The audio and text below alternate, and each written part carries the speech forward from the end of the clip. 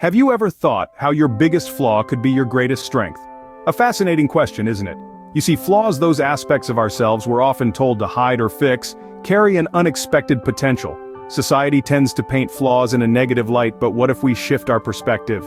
What if we view these so-called flaws not as hindrances but as opportunities for growth, for improvement, for becoming a truer version of ourselves? Imagine if you could turn your biggest flaw into your greatest strength. Let me introduce you to John, a man who did exactly that. John was always the chatterbox. From his early school days to his college years, he was known for his endless chatter. His teachers found it disruptive, his friends found it overwhelming, and his family often wished for a moment of silence. But that was John, a man who just couldn't stop talking.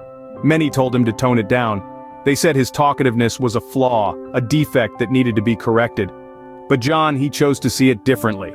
Rather than suppressing his natural inclination to talk, he decided to embrace it.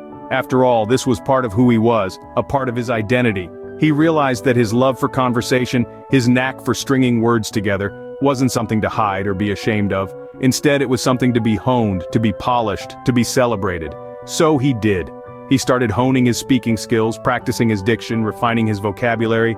He began studying the art of public speaking, understanding the power of words, and learning how to use his voice to influence and inspire. And soon, John, once considered too talkative, became a professional speaker. He used his flaw, his endless chatter, to create a successful career.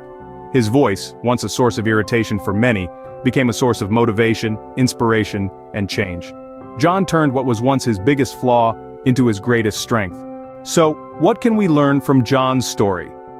John's journey teaches us that flaws are not the end of the road but rather intriguing detours that lead us to self-discovery.